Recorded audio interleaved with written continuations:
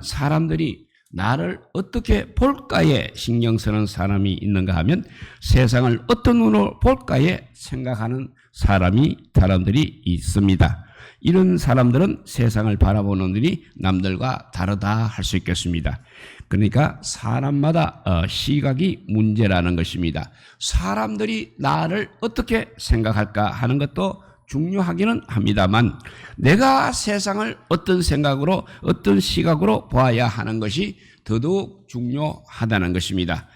사람은 중요하다는 것입니다. 시각의 문제가 결국 관점의 문제인 것입니다. 어떤 관점으로 내가 살고 있느냐 하는 것은 어떤 학벌이라든지 재벌, 기술, 돈을 갖고 사느냐 하는 것보다 더 중요한 것입니다. 오늘 본문에 세 부류의 인간상이 나오고 있습니다. 먼저 예수님이 나오고 그 다음에 사마리아 여인이 나오고 본문에는 우리 읽은 본문에는 없지만 제자들이 나옵니다. 그 세 부류를 통해서 우리가 어떤 시각, 어떤 관점을 갖고 살 때 우리 인생이 유리해지는가, 우리 인생에게 도움이 되는가를 한번 오늘 찾아보도록 하겠습니다. 첫째 여인의 모습입니다. 여인은 상황밖에 보지를 못하고 있습니다. 오늘 본문은 우리가 너무나 잘 아는 말씀입니다. 사마리아 여인이 예수님을 만나서 이제 거듭난 그런 사건이라 하겠습니다. 그런데 이 여인은 모든 악조건이란 악조건은 다 갖고 있는 여인입니다. 첫째, 이 여인은 사마리아 여인이었습니다. 당시 사마리아는 한마디로 혼혈 민족입니다. 그래서 유대인이 가장 경멸하는 민족인 것입니다. 두 번째, 이 여인은 가정이 불우한 여인입니다. 남편 5에 또 한 남자와 살고 있는 여인입니다. 그래서 이 여인은 정상적인 가정을 갖지 못했습니다. 세 번째, 사회적인 차별을 당하고 있는 여인입니다. 오늘 본문 앞에 6절에 6시라는 시간이 나오는데 6시는 우리 시간으로 12시에 해당됩니다. 이런 시간은 가장 무더운 시간입니다. 그렇기 때문에 여염집 여인들은 피하는 시간입니다. 그런데 이 여인은 동네 여인들의 눈총을 피해서 그때를 택하여 물을 길러 나왔습니다. 그러니까 일종의 대인 기피증에 걸려 있는 여인입니다. 이런 여인의 삶이 얼마 오죽하겠습니까? 정상적인 사고라든지 남에 대한 배려, 동정 등을 가질 여유가 없을 것입니다. 이런 여인의 관점은 오직 하나입니다. 남들이 나를 어떻게 생각하고 있을까 하는 관점입니다. 이런 분들은 자기에 대한 자존감이 전혀 없습니다. 언제나 남들의 눈을 의식하는 관점에서 살기에 아름다운 자존감이 없다는 것입니다. 그러다 보면 작은 말 한마디에 상처를 받게 됩니다. 그리고 남들을 의식하다가 자기 마음을 쉽게 열지도 못하는 것입니다. 그래서 결국 대인 기피증에 걸리는 것입니다. 그러나 결론적으로 이런 아픔이 이 여인으로 하여금 폭염의 세상으로 나오게 했던 것입니다. 그 뜨거운 땅에서 더위를 피하던 예수님을 만나게 되었다는 것입니다. 그러니까 그 여인의 마이너스 부분이 오히려 유익이 된 경우라 할 수 있겠습니다. 그 예로서 오프라 윈프리라는 흑인 여성이 있습니다. 토크쇼의 여왕이라는 칭호를 얻을 만큼 미국 사회에서 아주 성공한 여성입니다. 윈프리의 유년 시절은 행복하지 못했습니다. 어머니가 미혼모였습니다. 자신은 아저씨 뻘 되는 친척에게 성폭행을 당하고 아기를 사산하기도 했습니다. 윈프리는 사회에서 낙오된 여성이었습니다. 그러나 예수님께서 힘을 주셨습니다. 윈프리는 정말 독서강이었습니다. 유명한 문학가가 그분의 서재를 방문하고 이렇게 책을 많이 읽는 사람은 본 적이 없다고 할 정도로 없다고 놀랄 정도였습니다. 윈프리는 또 성령을 좋아했습니다.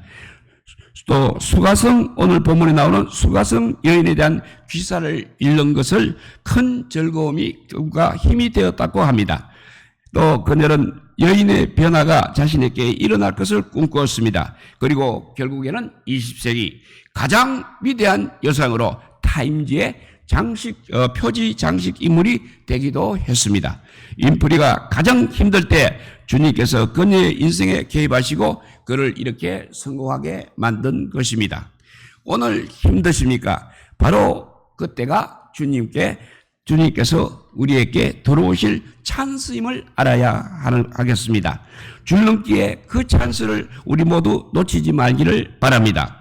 사랑과 불편한 관계가 주님께 매달리게 하는 것입니다.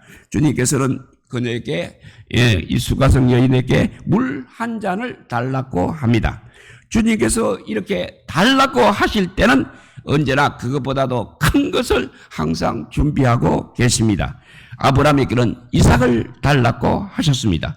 어떤 이들은 또 서울대학교를 달라고 하십니다. 어떤 이들에게는 좋은 직장을 달라고 하십니다.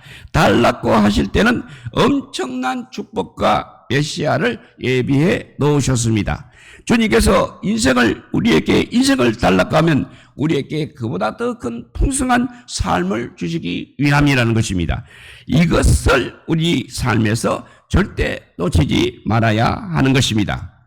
지나가던 행색이 초라한 남자가 물 좀 달라고 하면 한 그릇 줄 수도 있지 않겠습니까? 그러나 이 수가성 여인은 마음이 매우 꼬여 있었습니다. 예수님께 꼬여 있는 것이 아니라 세상을 보는 그 눈이 잘못되어 버린 것입니다. 예수님은 남자이고 거기에다가 유대인입니다. 이 모두가 그녀에게는 원수인 것입니다. 이 남자도 그 잘난 유대인이고 자신을 육체 이상으로는 보지 않는 욕망의 남자에 불과하다는 것입니다. 또 그 남자에게는 두레박도 없습니다. 유대의 우물은 각자가 가죽 두레박을 갖고 다니게 되어 있습니다. 우물은 매우 소중하기 때문에 물 낭비를 피해서 모두들 각자의 가죽 두레박을 갖고 다녔습니다. 두레박도 없는 예수님은 그 여자에게 아무런 도움도 줄 수 없는 그야말로 빈 털털이인 것입니다. 여인의 눈에는 다윗보다 훨씬 더 못한 그런 사람이었습니다. 여인의 성격을 우리가 한번 생각해 보면 A형 정도가 아닌가 생각이 됩니다. 지적이면서 논리적이면서 오만한 모습인 것입니다. 아마 남편 다섯도 그 여자의 오만한 성품을 견디지 못해서 아마 떠났을 것입니다. 이 여인은 인종차별이 자기를 힘들게 할 뿐 아니라 남자들이 자기 인생을 망가뜨렸다고 원망하고 있습니다. 그렇지만 사실은 바로 그 여자의 관점이 잘못되어 있다는 것입니다. 그 여자가 눈만 반듯하게 되었다면 이 남자에게서 유대인이나 자기를 해친 남성상을 볼 것이 아니라 그냥 목마른 사람, 물 좀 달라고 요청하는 목마른 사람으로 볼 수도 있었을 것입니다.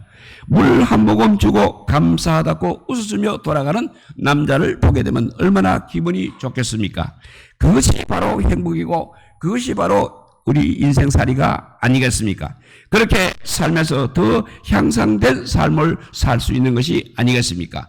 그것이 바로 치유가 아니겠습니까? 그러나 이 여인은 유대인이나 남자면 무조건 싫어했던 것입니다. 모두가 자기에게 해로운 사람으로 보였던 것입니다. 세상을 보는 관점이 이렇게 좀 삐뚤어져 있었습니다.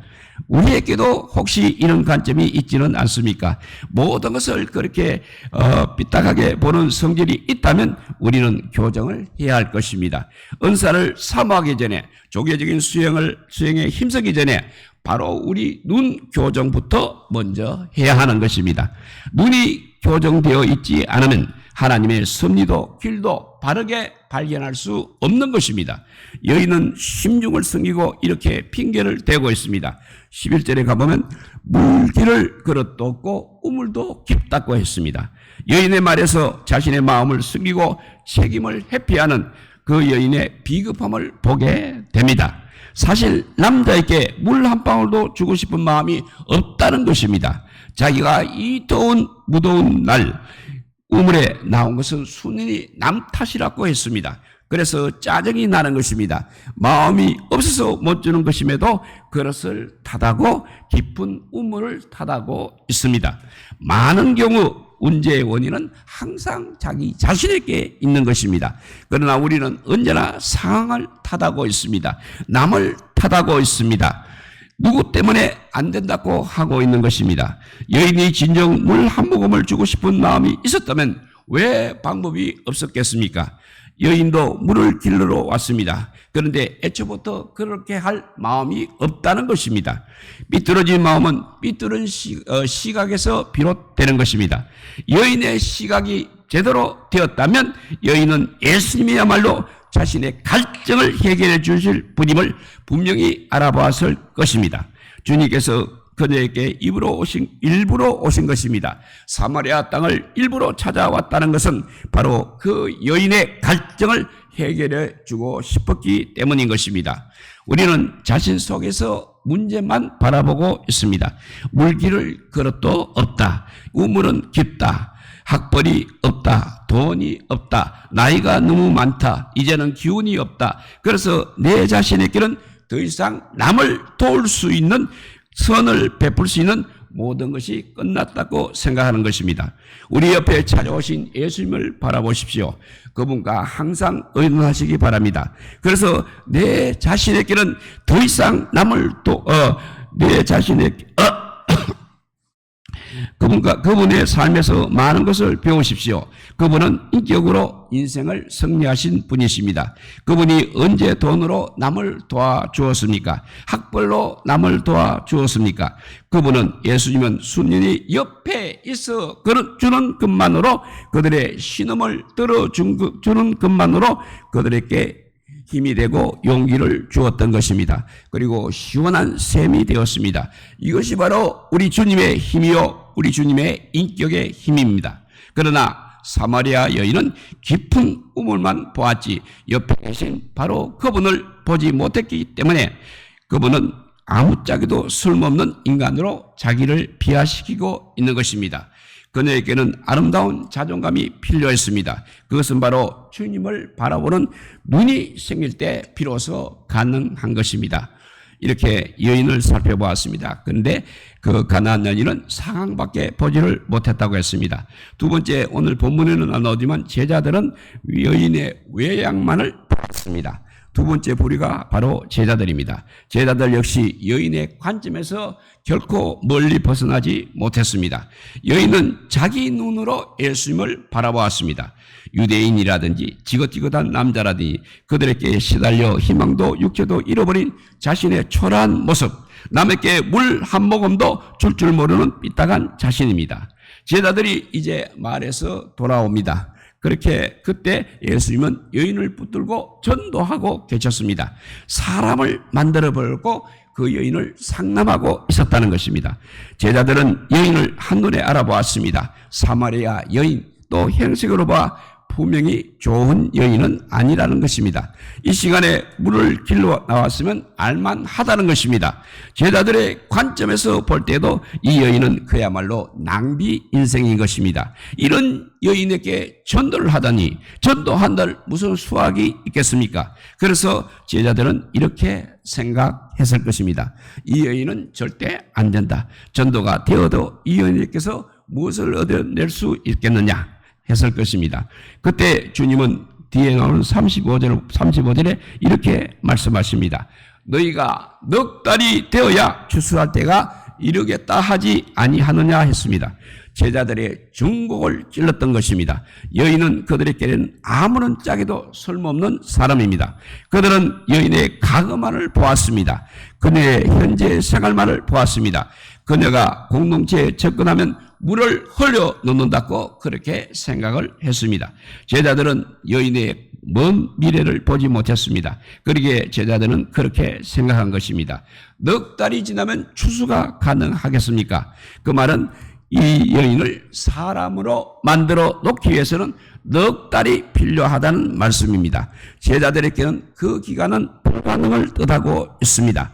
예수님께서 유대로 갔다가 갈릴리로 가시는데 언제 넉 달이나 이 여인을 위해서 그 긴 시간을 낼 수 있다는 것입니까? 그래서 아예 포기부터 하는 것입니다. 우리의 시각은 이렇게 과거 쪽에만 머물고 있는 것은 아닙니까? 그 사람의 현재만을 보고 부정적인 판단을 해버리는 것은 아닙니까? 그래서 그 사람은 안 된다고 그렇게 생각하는 것입니다. 그 사람의 출신 때문에, 그 사람의 상황 때문에 우리는 쉽게 포기해 버립니다. 우리가 하나님의 은혜로 거듭난 백성들이라면 자꾸 사람의 미를 향하여 눈을 돌리는 훈련들을 해야 하는 것입니다.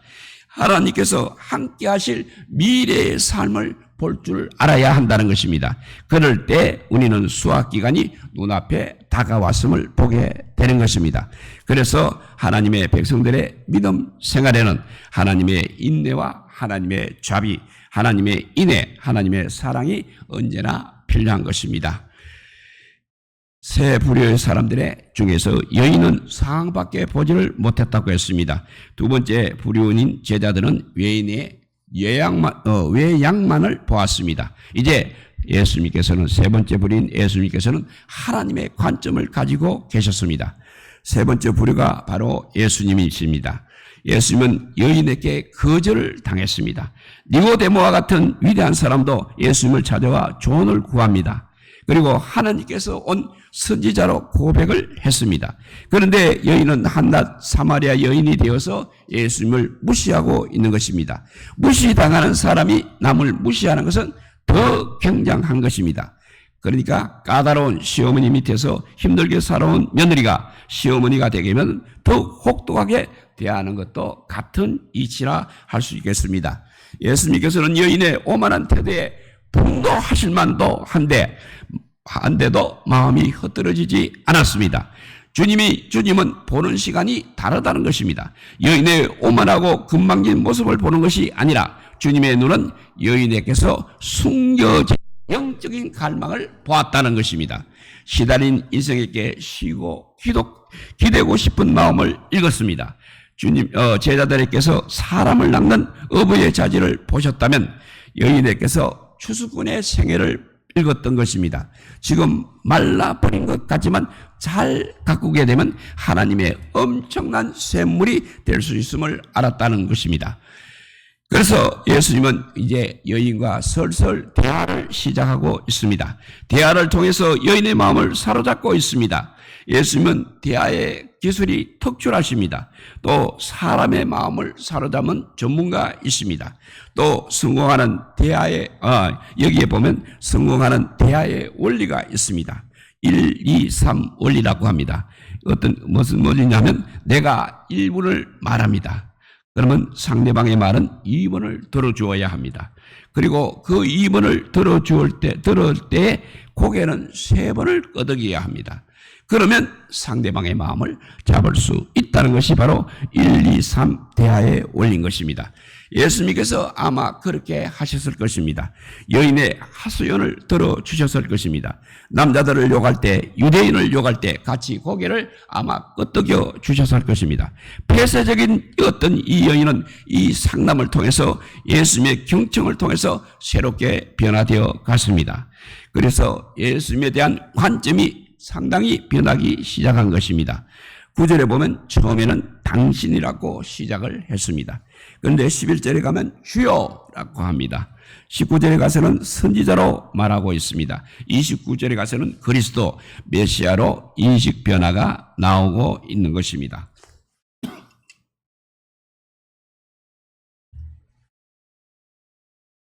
그러자 사마리아 여인의 상황도 변하고 있습니다. 정오에 물을 길러 나왔다가 그것은 바로 그녀의 폐쇄성을 말하고 있습니다. 타인에 대한 불신을 말하고 있습니다. 그러나 이제 그녀는 28절에 보면 동네로 들어가서 사람들에게 예수 그리스도를 만났다고 모두 나와서 만나보라고 말하고 있습니다. 그녀의 대인 기피증이 이렇게 해결이 되었습니다.